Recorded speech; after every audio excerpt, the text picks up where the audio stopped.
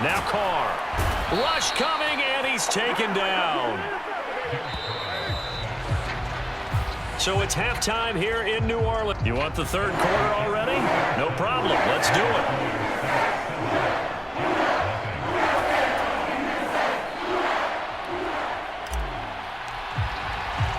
Just the one touchdown in that first half. 7-0 our score as we get going in quarter number 3. And here comes a return from just beyond the goal line. And he's able to get this across the 20, but not by much as he's marked down officially at the 21. Out come the Saints now. They'll go on offense first here to begin the third quarter. And despite the turnovers, Charles, and they had multiple in that first half, they still have the lead as they begin this third quarter. And they probably heard some conflicting tones at the half, don't you think? A lot of praise for what they did to get this lead, but also a little bit of scolding because they got to take better care of the football in the second half. But you and I both know the great leaders, they know how to give that little bit of vinegar in there and cover it with a big dose of honey. And the job becomes twice as difficult now. After the sack, it's 2nd and 20.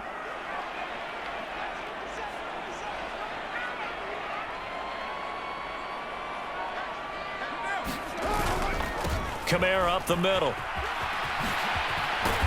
And they'll bring him down here up at about the 22-yard line. That's a really nice job by them picking up the run blitz and detecting it and blocking it and turning it into a nice run. And a lot of times you think if you blitz a running play, you're going to smother it. But a lot of the blitzers, they come in a little bit high. They don't have great leverage, and they're easily blocked and turned to the side. And they will stop him short. They get him to the ground at the 27. No first down. Call it a gain of 5. 4th down now.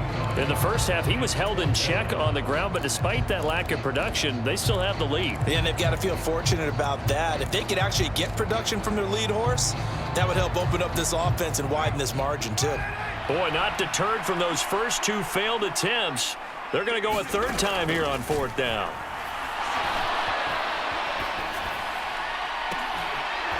Now they go for it on 4th, but this one is going to wind up incomplete. Boy, a curious decision to go for it. Doesn't pan out, and that will force a turnover on downs. So nursing a slim lead, and that is the opposite of protecting that slim lead. All I can think here is that head coach, he knows more about what's going on with his team than we do. He must know something's up. Either he has trouble with his punter, right? He's worried about his defense. There's an explanation in there that... And oh my goodness, here's a 5th interception. It's the Honey Badger, Tyrann Mathieu. And the Saints are going to get the football here at their own 23. That is now 5 interceptions that he has thrown in this ball game. If I asked you to speculate what's possibly going on in his head, what would you say? Well, if he's as mentally strong as I believe he is, he understands that not all of these picks have been his fault. You know, some of the throws, yes, but there have been a good number of them where he hasn't been helped by his own receivers, and they've turned into interceptions. So he knows if he keeps firing, perhaps good things can happen, not just in this game, but especially in later ones. But based on the play we just saw there, he might not be the guy you want to challenge in coverage on these all-important snaps. He certainly looks dialed in right now.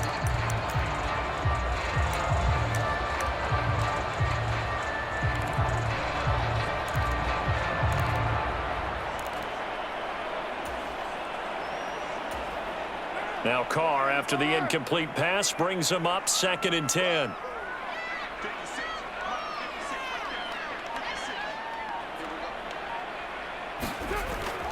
He'll drop to throw. Buying time to his left.